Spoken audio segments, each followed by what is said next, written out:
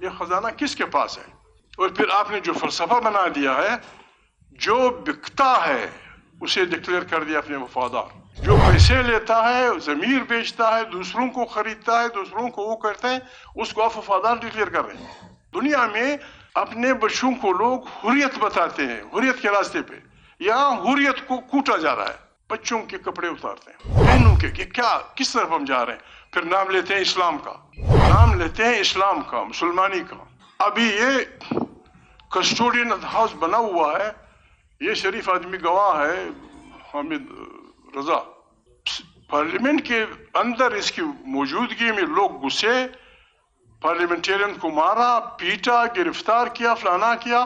اس نیک بخت نے کمیٹی بھی بنا دی لیکن کچھ نہیں۔ ایسا پارلیمنٹ جس میں لوگ گھستے ہوں۔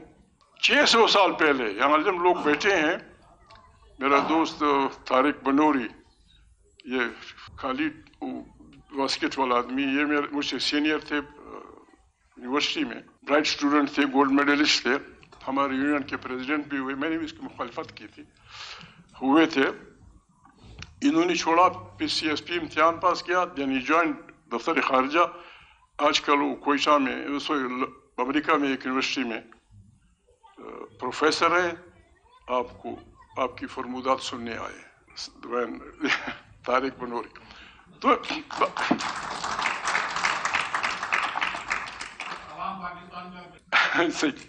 کام کا آدمی، بڑا لٹریری قسم کا آدمی۔ جی، تو میں عرض کر رہا تھا جی، وہاں جو بات ہوئی، ابھی اتنی بے رحمی۔ جو آدمی ایک معمولی ٹک کا نشان غلط ووٹ کا لگاتا ہے، 70 کروڑ روپے اس مہنگائی کے دور میں۔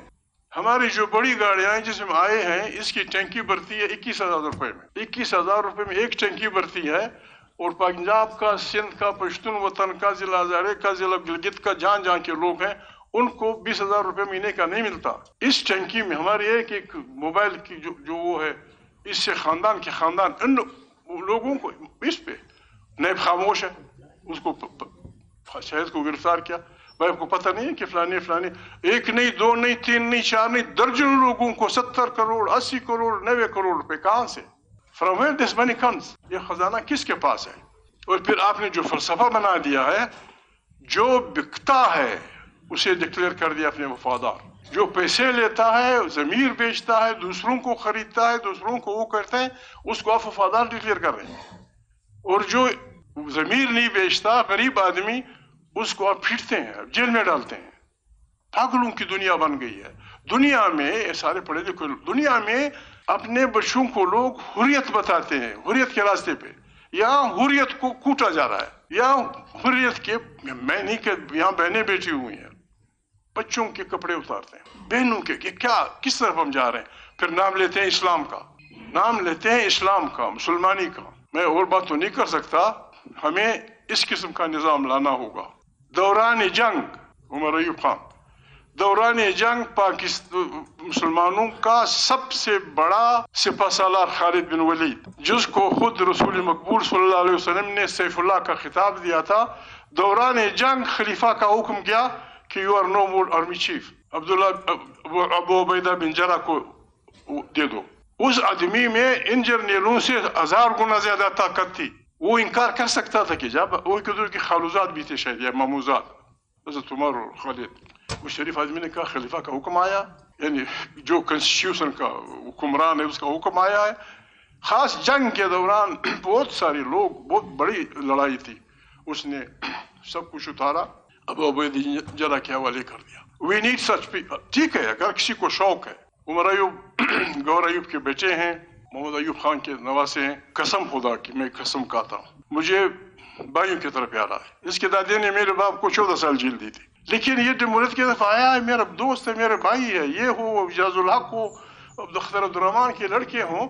ڈیموکریسی میں یہی خوبصورتی ہے۔ ڈیموکریسی پرفیکشن کے نزدیک نہیں ہے، لیکن ماردار سے بہتر یہ نظام ہے، اس پہ ہم نے چلنا ہے۔ کل پرسوں ٹرمپ نے حلف لیا، انجیل پہ ہاتھ رکھا، 4 منٹ کا حلف تھا، کنسٹیٹیوشن میں وہ کروں گا۔ یہاں کنسٹیٹیوشن وعدہ خلافی خود وہ ہے۔ ابھی ہم پریشان ہیں۔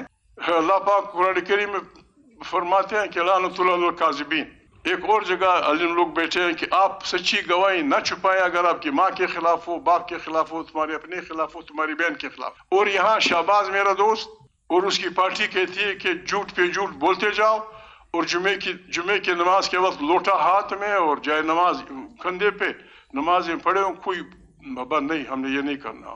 ابھی یا اس کو ماننا پڑے گا حامد رضا بھائی یا شہباز اینڈ کمپنی کا. میں غریب آدمی ہوں، میں بہت ڈرپوک آدمی ہوں، میں اس کی مانوں گا چاہے جو بھی ہو. حق و صداقت کا راستہ ہم نے لینا. یہ ہمارا ملک ہے، اس لیے ہم نے آپ کو بلایا تھا. آپ یہاں ہیں، ہمارے ساتھ ملیں، ہمارے ساتھ آئیں. آپ کو لکھ ہم دیں گے، شاید خاقان بھی دے گا، میں بھی دوں گا، جن کو آپ کو